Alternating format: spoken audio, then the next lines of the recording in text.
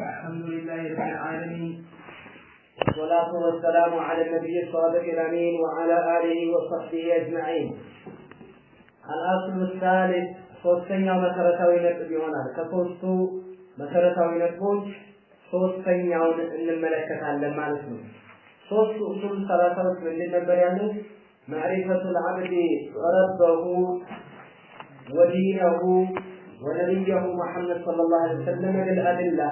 فمن رجع بالجرح الله سبحانه وتعالى ما وقف جيته لأوك عند باريا عندهم دين لأوك متى يقول النبي عليه الصلاة والسلام لأوك بلد نبر كلكم ثلاثة كنان عند باريا جيته الله سبحانه وتعالى ما وقف إهنا سلفنا عندهم دقمو ديننا هيمانو في الموقف إهنا لما سلفنا زاري ملاكتين يوم النبي عليه الصلاة والسلام ما وقف إميلو لين عندنا እስኪ እንጀምር ማዕሪፈቱ ነብይኩም ነብያችሁን ማወቅ ነው ሙሐመድን ሰለላሁ ዐለይሂ ወሰለም ነብይ ሙሐመድን ዐለይሂ ሰላቱ ወሰላም ማወቅ ነው ወሆ ሙሐመድ ዐለይሂ ሰላቱ ወሰላም ሙሐመድ ኢብኑ አብዱላህ ኢብኑ አብዱል ሙጠሊብ ኢብኑ ሃሽም وهاشم من قريش وقريش من العرب والعرب من ذرية إسماعيل بن إبراهيم الخليل محمد بن عبد الله محمد سمعتم ابن عبد الله أباتاته ابن عبد المطلب آياتاته ابن هاشم أماتاته إيالا يكتران هاشم يو عامر ابن عبد مناف البلد يا عبد مناف الله المغيرة ابن قصي إيالا ابن كلاب ابن مرة ابن كعب ابن لؤي ابن غالب ابن فهر ابن مالك ابن النضر ابن كنانة ابن خزيمة ابن مدركة ابن إلياس ابن مضر ابن ميزان ابن معد ابن عدنان إلى هنا معلوم الصحة استدل زواجه النبي عليه الصلاة والسلام يترجع نومان اسمه متفق عليه بين النسابي بين السابوس بين القرآن مكاكل تسمع بلا ولا خلاف فيه البتة عدنان جلس من ما يدرس يلاكم وما فوق عدنان كعدنان جمرو اسماعيل ድረስ በሚቆጠረው ጉዳይ ላይ ግን ሙختلف ናቸው የተለያዩ ስሞች ላይ ማለት ነው እስማኤል ጋር ይያያዛል ይሄም خلاف የለም ኢብራሂም የኢብራሂም ልጅ እስማኤል እዛ ጋር ይገናኛል የነብዩ አለይሂ ሰላቱ ሰላም ዘር ማለት ነው وعلى نبينا وسلم واسماعيل هو الذبيح على القول الصواب በትክክለኛው ሙፈሲሩ ዘንድ ባለ እንደዚሁ ገለጻ ዘይቱ አንደኛው ማን ነው አያታቸው እስማኤል ማለት ነው ኢብራሂም أنا ولد الذبيحين أنا ابن الذبيحين يعني يقولون الذبيحين اللي جنين بلوان أباتهم عبد الله لذبح قربوا نبر عندهم نبي الله إسماعيل لذبح قربوا نبر سلزيك فصدتوا نبر ما لسنوا لذبح أنا ابن الذبيحين بلو تراجروا سلزي نبي عليه الصلاة والسلام محمد ابن عبد الله ماشي عبد الله ابن عبد المطلب يا آتاشو ما لسنوا ابن هاشم ከማያታቸው ከዛ ምን ዝላት ያለ ይከተላል ወሃሽም ሃሽም ምን ቁረይሽ ጎሳው ትልቁ የዘር ሐረግ ግንዱ ነው ቁረይሽ ሃሽም ደግሞ የቁረይሾች ጎሳ ነው ቁረይሽ የምትባለው ጎሳ ደግሞ የትልቅ ጎሳ ምን العرب ካጠቃለው ስንመለከተው ከአረቦች ትልቁ ጎሳ ነው ከአረብ ጎሳ የሆነ ነው ማለት ነው አረቢያዎች ናቸው والعرب አረቦች ደግሞ እንላለን አሁን ቁረይሽ የአረብ ጎሳ አረብ ደግሞ من ذرية إسماعيل የእስማኤል ልጆች ናቸው እሳቸው ዘር ናቸው ابن إبراهيم الخليل ታላቁ የአላህ ወዳጅ የሆኑት ኢብራሂም ልጅ እስማኤል የእሳቸው ዘር ናቸው አረቦች የአረቦች እንተ ቁረይሽ ደግሞ የአረብ ዘር ነው የቁረይሽ ዘሮች ደግሞ እነማን ይፈጠራሉ ማለት ነው ነብዩ አለይሂ ሰላቱ ወሰላም ማለት ነው ቁረይሽ ናቸው ጎሳቸው ማለት ነው በዚህ ቁረይሾች መካከል ነብዩ አለይሂ ሰላቱ ወሰላም ይሰራሉ على نبينا بنيام نبي ላይ وعليه على نبينا بنيام نبي ላይ وعليه فإبراهيم بإسماعيل أفضل الصلاة والسلام يا الله مسؤداتنا ሰላም ለነሱ ይሁንና ይገባቸውና በእነዚህ ይው ዘሩን እንዳያዝ ነው ማለት ነው ነብዩ አለይሂ ሰላቱ ወሰላም ወለሁ من العمر كإدني ያሳልፈዋል 63 سنة 63 ዓመታትን ዱንያ ምድር ላይ አሳልፈዋል ዱንያ ምድር ላይ 63 ዓመትን ነብዩ አለይሂ ሰላቱ ሰላም አሳልፈዋል ወደሌሉ ذلك 63 ማለት ነው 33 63 ودليل ذلك ما أخرجه البخاري ومسلم أنا عائشة بنت أبي بكر الصديق رضي الله تعالى عنه كليل عبد من نجراته النبي عليه الصلاة والسلام ወደ 63 ዓመት ዱንያ ላይ ለማሳለፋቸው ማስረጃው ምንድነው? የአኢሻ ሐዲስ ነው። አይሻ ቢንት አቢ በክር ወአሙዓዊያ ብን አቢ ሱፊያን ሰፍር ብን ሐርብ ረዲየላሁ ተዓላ ወለዙ ለሁ ቃል እንዲህ ይላሉ ወሊድ ረሱላህ ሰለላሁ ዐለይሂ ወሰለም መላእክተኛው ከዛ ዓለም በሞት ተለዩ። ወብኑ 63 ሰና 63 ዓመት እድሜ ላይ ሆነው መላእክተኛው ከዛ ዓለም በሞት ተለዩ بلا عائشة رضي الله تعالى عنها عندهم معاوية ابن أبي سفيان يتابع زجبانه ومات أبو بكر وهو ابن 63 عندهم أبو بكر الصديق 63 وقتل عمر وهو ابن 63 عمر ابن 63 وأنا ابن 63 أنا من ذو 63 أخرجه مسلم ذكره الحديث وجاء عن غيرهما انظروا في المرحلة الثانية إن شاء الله تعالى ما يكون المرسل ይሄንን ነብዩ አለይሂ ሰላቱ ወሰለም እስከ እድሜያቸው ድረስ ያለውን ተመልክተናል ገባለላችኋለሁ የሆነ ነገር አሁን ስም ይዝም ብላችሁ ነብዩን ማወቅ ነብዩ ስማቸው ማን ነው መሐመድ ኢብኑ አብዱላህ ኢብኑ አብዱል ሙጠሊብ ኢብኑ ሃሽም ይቀጥላል እስከ አድናን ድረስ ሙተፈቅ ነው በይነ ነሳቢ በዘል ቆጣሪዎች መካከል ሞራሎች መካከል የተስማሙበት ጉዳይ ነው ብለናል ወሃሽም የቁረይሽ ሃሽም ደግሞ የቁረይሽ ጎሳ ነው ብለናል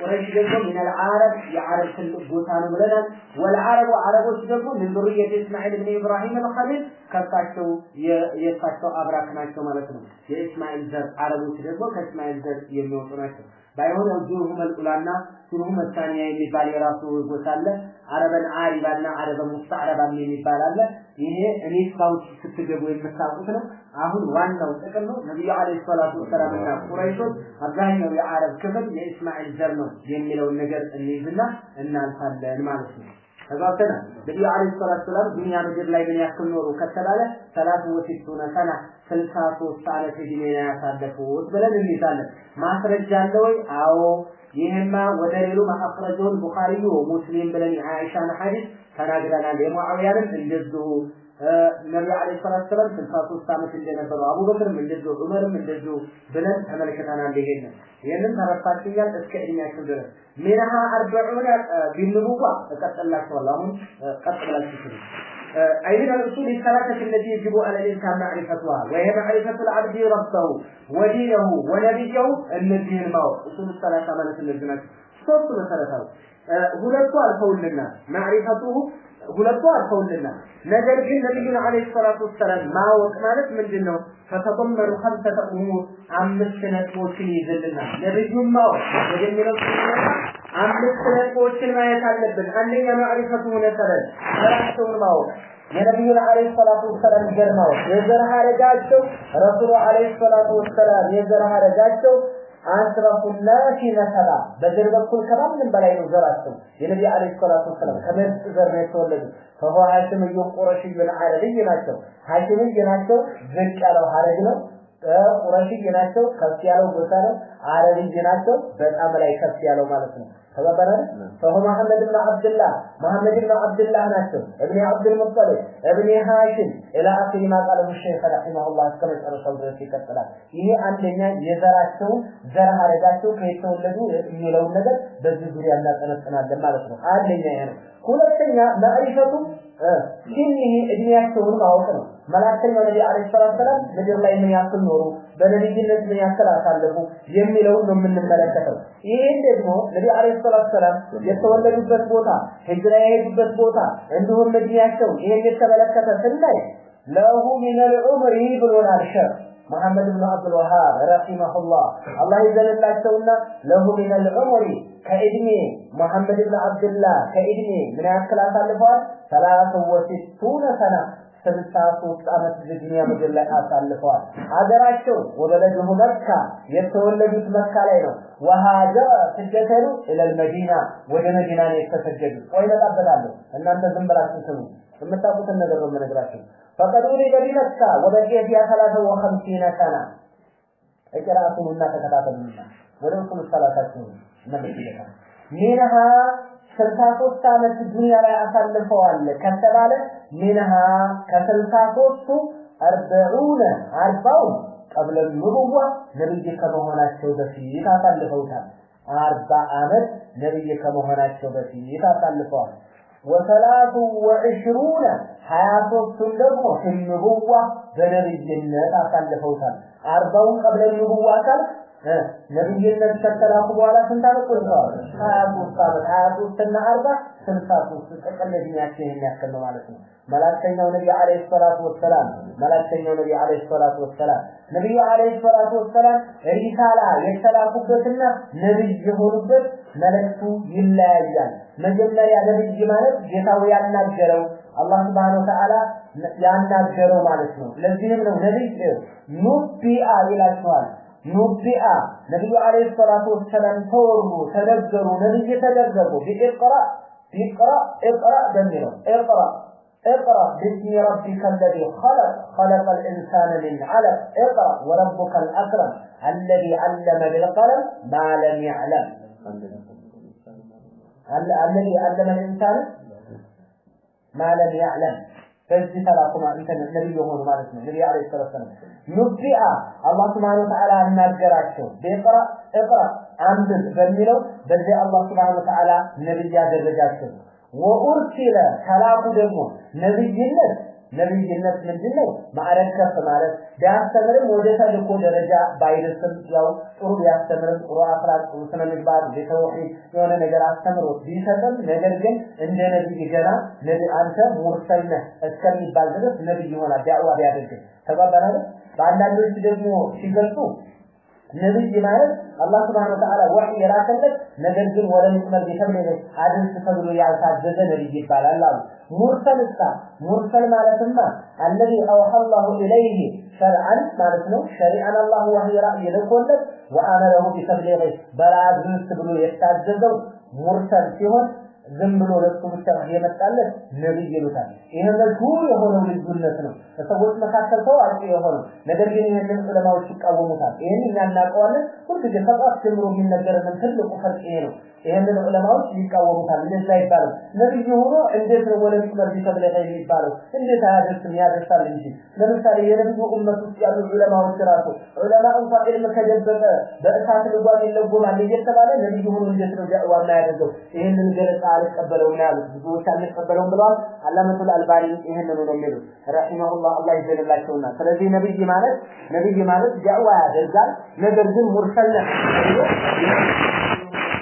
ከሪመት አለበት ምን ይሆናል ማለት ነው ነብይ ይሆናል ማለት ነው ገና ሙርሰልነት አይደርስም ነብዩ አለይሂ ሰላቱ ሰላም ኑቢአ ተነገራቸው ከአላህ ረእይ መጣላቸው እቅራ በሚለው ጋሩ ሒራ ዋሻ ውስጥ በነበሩበት ሰዓት ነብዩ አለይሂ ሰላቱ ሰላም እቅራ የሚለው መጣ ማአነ ቢቃሪናኑ ነብዩ አለይሂ ሰላቱ ሰላም ጅብሪል ነበር እቅፍ ታደረጋቸው በጣም እስከሚጨንቀይ ድረስ ይላሉ ይሄ ቡኻሪ መጀመሪያው ኪታቡ በዲል ወህይ የሚለው ላይ የመጀመሪያው ፓርት ላይ ይሄንን ነው የሚያመጣው رحمه الله امام البخاري ማለት ነው نبئ بإقرأ النبي عليه الصلاة والسلام የነብይነት ማዕረግን አገኙ ረሱሉ عليه الصلاة والسلام وأرسل تلاكو بالمدثر يا أيها المدثر قم فأنذر وربك فكبر وثيابك فطهر والرجز فاهجر ولا تمنن تستكثر የሚለው በዚህ ደግሞ ነብዩ አለይሂ ሰላቱ ወሰለም ሙርሰልነትን አገኙ ማለት ነው ምን አላቸው አላህ ያ አዩሃል ሙደثር አንተ ተከናናቢው ነብይ ሆይ አላቸው ምክንያቱም ነብዩ አለይሂ ሰላቱ ወሰለም ጋሩ ሂራ ውስጥ በጣም ተጨናንቀው ስለነበረ ጅብሪል ወህይ ባመጣበት ሰዓት ተጨናንቀው በጣም ጨንቋቸው ስለነበረ ፈጥነው ሄደው ደፍሩኒ ዘሚሉኒ አራተናንብኝ ያልብሱኛል በሐራራ ሰዓት ራሱ ውስጣቸው በጭንቀት ምን ገባባቸው ብርድ ገባባቸው ነብዩ አለይሂ ሰላቱ ወሰለም ደፍሩኒ በጣም ጨንቋቸው ደንግጠው አልብሱኝ አከናንቡኝ አሉ ረሱሉ አለይሂ ሰላቱ ወሰለም አላህ ምን አላቸው ያ አዩሃል ሙደثር አላቸው አንተ ተከናናቢው ነብይ ሆይ ማለት ነው ያ አዩሃል ሙዘሚሩ አንተ ተከናናቢው ነብይ ሆይ ማለት ነው ዘመለ بمعنى دثر بمعنى زمل ምን ማለት ነው ከናነበ ማለት ነው ያ አዩሃል ሙደثር አንተ ተከናናቢ ነብይ ሆይ ቁም ፈአንዚር አስጠንቅቅ አላቸው አላህ Subhanahu Wa Ta'ala ይሄው ወደ ሌላ ተላኩ ተነስ አስጠንቅቅ አስተምር አላቸው ኡርሲለ ቢልሙደثር መላእክተኛው ነብዩ አለይሂ ሰላቱ ወሰለም ተላኩ ማለት ነው ወበለዱሁ የተወለዱባት ሀገር መካ ትባላለች። ነብዩ አለይሂ ሰላቱ ወሰላም መላእክተኛው የተወለዱባት ምድር መካ የምትባለዋ የወህዩ አገር ታላቋ ኡሙል ቁራ የከተሞች እናት የሀገር እምብርት ትባላለች። ለኩል ሸይء ዋና አለው ለሁሉም ነገር ወኡሙ ደውላ ወኡሙል ቀርያ ዓለማችን ላይ ላሉ ቀርያዎች ሁሉ እናት እምብርት ማለት መከቱል ሙከረማ የተከበረችው መካ ነው። እዛ ነው ነብዩ አለይሂ ሰላቱ ወሰላም የተወለዱት ማለት ነው። ይሄ ተግባብተናል አይደል? እሺ አንተም በሉኝማ ቅድም ምንድን ነበር ያልኳችሁ? ስለ እድሜያቸው ነበር። እድሜያቸው ሂጅራ ያደረጉበት እንዲሁም ደግሞ የተወለዱበት ቦታ ብለን ነበር። መካ ተወለዱ። ነብዩ አለይሂ ሰላቱ ወሰላም 63 ዓመት ቆይተዋል ብለናል። ከ60 ውስጥ ረሱል አለይሂ ሰላቱ ወሰላም ምን ያክል በነብይነት አሳልፈዋል?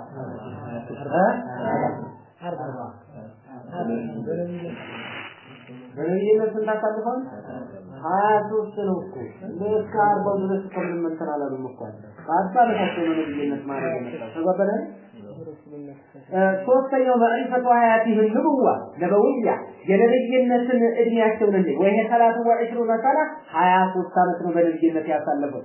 فقد اوحي اليه وله 40 سنه 40 ዓመት እየሆናቸው ካለ ነው ምን ይመጣው ወህይ የጀመረው ለነብዩ አለይሂ ሰላቱ ወሰለም። ተጓበናል። ይሄ ግልጽ ነው። كما قال احد شعراء እንዳለው ማለት ነው واتت عليه 40 فاشرقت شمس النبوة منه في رمضان الى المامس ምን ብሎ ገጥሟል? واتت عليه 40 ዓመት ሞላው فاشرقت ከዛም በኋላ ተነጠቀች አበራች አለ شمس النبوة የንብዋ ፀሐይ ተነጠቀች አለ ምንሁ ከነብዩ አለይሂ ሰላቱ ወሰለም ረመዳን በረመዳን እያለ እየተናገረ ነው። ባይሆን ነብዩ አለይሂ ሰላቱ ወሰለም የተወለዱበት ቀን በስንተኛው ነው? ይሄ ኺላፍ አለበት። ወደ 6-7 አካባቢ ቀውሎች አሉ እሚል አለ። አንደኛ ሐታ ራሱ ወሩ ላይ ልዩነት አለ። ረቢዕ አወል ነው የተወለዱት፣ ረቢዕ አሳኒ ነው የተወለዱት፣ ረመዳን ነው የተወለዱት። የተለያየ ሙኻለፋ አለ እንደ እድሜ ቆጣሪዎች ወይንም ደግሞ እንትን ያላቸው ማለት ነው። ነብዩ አለይሂ ሰላቱ ወሰለም እዚህ ደረጃ ማዕረግ ላይ ይደርሳሉ ተብሎ ስላልታወቀ የተወለዱበት እድሜ አልተያዘም። ነገር ግን ንቡዋ ከመጣ በኋላ እያንዳንዷ ሂጅራ ያደረጉባት የዋሉባት ምን ያሉባት ተጽፎ መጥቷል። ከዛ በፊት የተወለዱበትን አንከባክበው ያገኙ። እዚህ ነው ረቢዕ አወል አቆጣጠሩ ቀደም ብለን አመል ይላል ነበር። አመል ሲል አመት بعد አመል ሲል በቀጣዩ አመት ማለት ነው የተወለዱ እና ምንድነው የሚያደርጉት? አሁን ረቢዕ አወል 9 የሚል አለ፣ ረቢዕ አወል 12 የሚል አለ፣ ረቢዕ አወል 18 የሚል አለ፣ 20ዎቹ ውስጥ ይገባል። ተከክሉ ራጅሁ 9ኛው ነው። ነብዩ አለይሂ ሰላቱ ወሰለም የተወለዱ በረቢዕ አወል በ9ኛው ራጂ የሚባለው በምኖች ማለት ነው። በእንትን አቆጣጠር የጨረቃውን አቆጣጠር ወደ ሸምስ እያቀየረው በትክክለኛው አቆጣጠር ሲመጣ ነገር ግን መሽሁሩ ታዋቂው በኡማው መካከል አሁን መውሊድ የሚያወጡበት ማለት ነው በስንት ነው? 12 ሀታ ወሩ ላይ እንኳን ልዩነት አለ። ነብዩ አለይሂ ሰላቱ ወሰላም ሁላችንንም ያስደስተናል። ነገር ግን ረሱል አለይሂ ሰላቱ ወሰላም ያልሰሩትን 12ኛው ረቢዕ አወልን እየጠበቁ ማውጣት ማለት ነብዩን እኛ በአመት አንድ ጊዜ አይደለም እንወዳቸው። ነብዩ አለይሂ ሰላቱ ወሰላም በአመት አንድ ጊዜ አይደለም የምናስታውሳቸው كل يوم وفي كل ساعة بسجل قطر السلام عليك أيها النبي ورحمة الله وبركاته እንላለን። ነብዩን አለይሂ ሰላቱ ወሰለም በአመት ጥቅና አይደለም ይሄው ታሪካቸውን የምናስተምረው እድሜ ልካችንን ስናስተምር ነው የምንኖረው። አመቱን ሙሉ ስናስተምር ነው መቆየት ያለብን እንጂ የረቢዕ አወል ጊዜ ተነስቶ ገና ዛሬ ላይ ብቅ የሚል ሰው ይሄ ሌላ ነው። እንደውም ብሎ እንኳን ከነብዩ አለይሂ ሰላቱ ወሰለም ጋር ተቃርማ ከና አቡበክር ከነ ዑመር ጋር ተቃርማ አቡበክርና ዑመር ያንን ሁሉ ከተማ እያስተዳደሩ ዑመር አንድ ጆሮ አጣለ ለነብዩ የሚያጠው እኮ በጣም የሚገርም እኮ ነው። በአሁኑ ሰዓት እኮ ወደ 40 ከተሞች የሚደርስ እኮ ከተማ ነው። እነ ኢራን ለዘመኑ እነ ግብጽ እነ ፓለስታይን እነ ዮርዳኖስ እነ ሊባኖስ እነ ባህራይን እነ ኩዌት እነ ኳታር እነ ኢራቅ እነዚህ መሰል ሀገራቶች እንዳለ እኮ በሱ ጊዜ እኮ ነው እስከ ኡዝቤክ እስከ እስካሮች ድረስ እስከ መግባት እኮ ነው የደረሰው ጦሩ።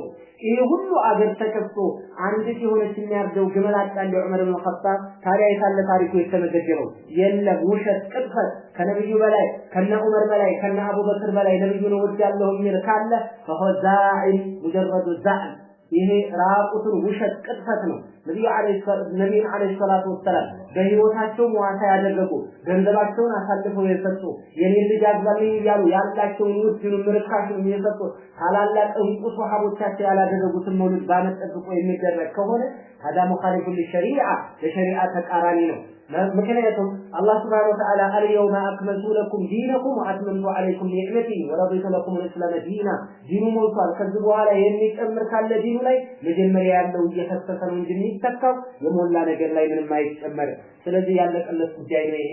ይሄን የሚያመጡ አኡላ ከደላ ሆም አካሉ ለልሱህ ሆዳሞች ናቸው። ለመብላት የፈለጉ ናቸው። ሆዳቸውን ለመሙላት ቦርጭ ለማውጣት የፈለጉ ናቸው።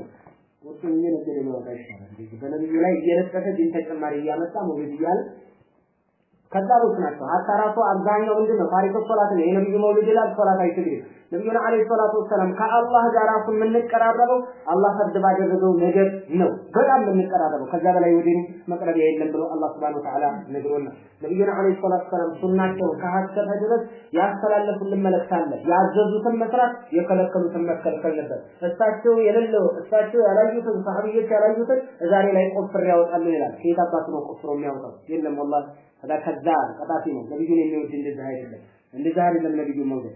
አራቢ አራተኛው ቢማዳ ካለ ነብዩ ወረሱላ ነብዩ አለይሂ ሰላቱ ሰላም ሙርሰል የሆኑት መላእክተኛ የሆኑት እንዲሁ ነብዩ የሆኑት በምንድን ነው? እሷም ያቀረባችሁን ኮል ምዳችሁ እናንተ ግን ብላችሁ ችግር የለም አጥርቻችኋለሁ በሱ فقد كان نبيا حين نزل عليه قول الله تعالى ይሄ አላህ ቃል ሲመጣ ነው ወኑቢአ ኢቅራ ያላችሁ በኢቅራ ነው ነብይ የተደረጉት አለ ኢቅራ አንብ ቢስሚ ረቢከ الذي خلق በዛ በፈጠረው ጌታ በፈጠረው ሁሉን ነገር በፈጠረ በሆነ ጌታ በሱ ስም አንብብ خلق الانسان من علق እንዱ ከረጋደም ወይንም ደግሞ አልቀት መሰል ከሆነ ነገር የሰው ልጅ የፈጠረ ከሆነ በሆነው ጌታ ስም በሱ በረከት በሱ ስም አንብባላችሁ اقرأ وربك الأكرم الذي يا ጌታ علم بالقلم በብዕር ያስተማረ የሆነ በብዕር በቀለም ያስተማረ علم الانسان የሰው ልጅ ያስተማረ ማለም ያዕለም ጭራሽ ማያውቁን የነበረ ይሄውን በጽሁፍ እንግባባለን በተለያየ ነገር እንላላካለን ብዙ ነገር አላህ Subhanahu Wa Ta'ala የሰው ልጅ አሳውቋል አላህ Subhanahu Wa Ta'ala በዚህ ነው ጅብሪል መጣና ያናነበበላቸው ማ ኡህሲኑ القراء ما انا بقارئ አሉ አረኔ ማንበብ አልችልም ጭምቅ አደረገኝ ጨነቀኝ እንደገና ለቀቀኝ አሁንም እቅራ አለ ማአነ ቢቃር እኔም ማነበው ነገር አላውቅም አልኳቸው አልኩት አሉ ማፍሲኑ القراء አሁንም መቀጣ አደረገኝ አሁንም ለቀቀኝ በሶስተኛው ላይ እቅራ ቢስሚ ረቢከ الذي ያለና መራቸው ነብዩ አለይሂ ሰላቱ ተባባ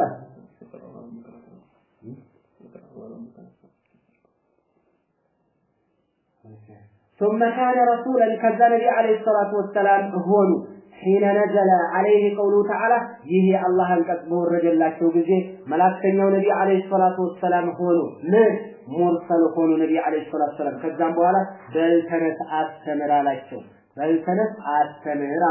እቅራቱ ላይ እና ተከተሉ بعثه الله الله ላካቸው መላእክተኛውን ቢኒዛራ በማስጠንቀቅ አን ሽርክ ከሽርክ በማስጠንቀቅ ላካቸው አላህ بعثه الله ላካቸው መሐመድን አለይሂ ሰላቱ ወሰለም ቢኒዛራ በማስጠንቀቅ ላካቸው አን ሽርክ ከሽርክ አስጠንቀቅ ብሎ ላካቸው መላእክተኛው ወይድዑ እንዲጠሩ ላካቸው ኢለ ተውሂድ አላህን በብቸኝነት ወደ ማምለክ ጥሪ እንዲያደርጉ ላካቸው አላህ ለዚህ ማስረጃው ወደሉ ቀውሉ ተዓላ ለዚህ ማስረጃው ደግሞ ይሄ አላህ ቃል ነው ወደ ቅራአት ተመልሻለሁ ሱሉ ሰላተ ነው ተከታተሉ بعثه الله بالنذارة عن الشرك ከሽርክ እንዲያስጠነቅቁ አላህ Subhanahu Wa Ta'ala ላካቸው ወይድዑ ለተውሂድ እንዲጠሩ አላህ Subhanahu Wa Ta'ala ላካቸው ወደሉ ቀውሉ ተዓላ ማስረጃው ደግሞ ይሄ አላህ ቃል ነው አላህ Subhanahu Wa Ta'ala ምን ይላል ያ አዩሃል ሙደሲር አንተ ተከናናቢ ነብይ ሆይ ቁም ፈአንዚር ተነስና አስጠንቅቃላቸው አስተምር ተነስ አስጠንቅቃል ሽርክ በልከሽርክ አስጠንቅቃላቸው ይኸው بعثه الله بالنذارة ለምን لأن الله تعالى قال قل فأنذر ተነስ አስጠንቅቅ ብሏቸዋል በማስጠንቀቅ ነው ያላካቸው ከምንድን ነው የሚያስጠነቅቁት አኒ ሽርክ ከሽርክ ነው የሚያስጠነቅቁት ምክንያቱም በዛን ሰዓት መካን ወይም በካዕባ ዙሪያ ላይ የነበረው ወደ 360 ጣዖት ነበር ያንን በማንቆጣቆጥ ላይ ነው ነብዩ አለይሂ ሰላቱ ሰላም የላካቸው አሁንም ዓለማችን ላይ ብዙ ጣዖታት አለ አታ ሙስሊሙ ማህበረሰብ ራሱ ዶሪህ ያለ ያዘጋጀው ማለት ነው ይሄ የወጣለት የሆነ አደገኛ ጣዖት ነው አደገኛ ቆም ፈአንዴ ተነሳስተንቅ ወረበከ ፈከብር ወረበከ ጌታህን አላህን ፈከብር አይ ተዓዚሙሁ አለቀው ቢተውሂድ በተውሂድ አለቀው በብቸኝነት በመገዛት አለቀው ማለት ነው። ወሲያበከ ልብስህን ወይንም ደግሞ ስራህን ፈጠህር አጽዳ ስራህን አጽዳ ሲያብ بمعنى العمل ተብሎ ተፈስሮ ማለት ነው። አመለከ ፈጠህር من الشرك والرياء ከይስሙኒ ከተለያየ ነገር አጽዳ ከሽርክ አጽዳ ቅድስ ያለ ስራ ኢኽላስ ይኖር ወሲያበከ ልብስህን ፈጠህር አጽዳ ከነጃሳ በደም ፈስሯል ዑለማ ወሩጅዘ አይ አልአስናመ ጣዖታትን ማለት ነው። ወሩጅዘ ጣዖታትን ተህጁ አይ ተብሩ ራስ ተው ተከልከል ጋር ወይንም ደግሞ ምን አድርግ ማለት ነው። አፍሩስ ማለት ነው አይደል? እኛ የምናውቀው ያ ሀጅር ማድረግ ማለት ምን ማለት ነው? ጀርባ መስጠት ማለት ነው። ጀርባ መስጠት ጣዖት የሚባል አጠገብ እንዳትደርስ ይላል። ወሩጅዘ ጣዖታትን ተህጁር ተው ራስ ከሷ ጽዳ አላቸው። ወላ ተምኑን አትለግስ አትሽር ተስተክሲር ብዙ እጥፍ ለማግኘት አንዳንድ ሰው አንተ ጋር እኮ ስንት ሀዲያ ያመጣና ይሰጣል ካንተ ብዙ ተቀብሎ ይሄዳል አይደል እንዴ? እንደዛ አይነት አለ። አንድ በግ አምጥቶ ይሰጡና ከነብዩ አለይሂ ሰላም ብዙ ጠራርጎ ለመሄድ ይደረግም ነበር። ስለዚህ ብዙ ሰዎች እንደዚህ የሚያደርጉበት አጋጣሚ አለ። አሁንም ራሱ አለ። ትንሽ የሆነች ነገር ይሰጥና እሱን ሰውየው መጠየቅ ሲፈራ ምንድነው የተወሰነች ሙዝ ይዞ ይሄዳል ሀዲያ፣ ከዛ ጥሩ ነገር ይዞ ይመለሳል ማለት ነው። እና ነብዩ አለይሂ ሰላም እየከለከላቸው ነው። ወላ ተምኑን አትለግስ አትስተክሲር ብዙ እጥፍ ፈልገ ወለረብከ ለጌታ ፈስር ጽና አላቸው። ለጌታ ዳዕዋ ስታደርግ ምን ማአት መከራ መምጣት አይቀርምና ጽና አላቸው። አላህ Subhanahu Wa Ta'ala ተገበራል ይሄ ግልጽ ነው። አምስት ይሄ ፈሱን ተፍሲር አያት المدثر ሌላቸው ወማዕና ቁም ፈአንዚር ወማዕና ማለት ትርጉሙ ቁም ፈአንዚር ተነስ አስጠንቅቅ የሚለው ማዕናው ዩንዚሩ አን ሽርክ ከሽርክ ነብዩ አለይሂ ሰላም እንዳስጠነቀቁ ነው። ቁም ተነስና ፈአንዚር አስጠንቅቅ ማለት ዩንዚሩ አን ሽርክ መላእክተኛው ነብዩ አለይሂ ሰላም ከሽርክ እንዳስጠነቀቁ ነው። ወይድዑ ለተውሂድ ወደ ተውሂድ ጥሪ እንዳደርጉ ነው ቁም ፈአንዚር ያላቸው። ዝም ብሎ ማስጠንቀቅ ብቻ አይደለም። ስለዚህ ምን ያደርጋሉ? ወደ ተውሂድ ጥሪ ያደርጋሉ። ነብዩ አለይሂ ሰላም ከሽርክ አስጠንቀቅ ወይድዑ ለተውሂድ ወደ ተውሂድ ጥሪ እንዲያደርጉ አላህ Subhanahu Wa Ta'ala አዘዛቸው። ወረበከ ፈከብር ጌታህን አልቀው የሚለው አያዕዚሙሁ ቢተውሂድ በተውሂድ አልቀው ማለት ነው። በተውሂድ አልቀው ጌታህን ወሲያበከ ፈጠህር ልብስህንም አጽዳ አላቸው። ስራህንም አጽዳ አይጠህር አዕማለከ ስራህን አጽዳ ከምን አኒ ሽርክ ከሽርክ አጽዳው ሽርክ እንዳይቀላቀልበት ሽርክ የገባበት ነገር ሀባእ መንሱራ የተበተነ አቧራ ሲባ ይሆናልና ጥቅም የለውምና ወሩጅዘ ጣዖታትን ፈህጆ እራቅ ማለት አሩጅዘ ሩጅ ማለት አልአስናሙ ጣዖታት ማለት ነው። ሩጅ ማለት አስናም ማለት ነው። በሌላ አረብያ ቅርብ በሆነው አረብያ እየፈሰረው ነው።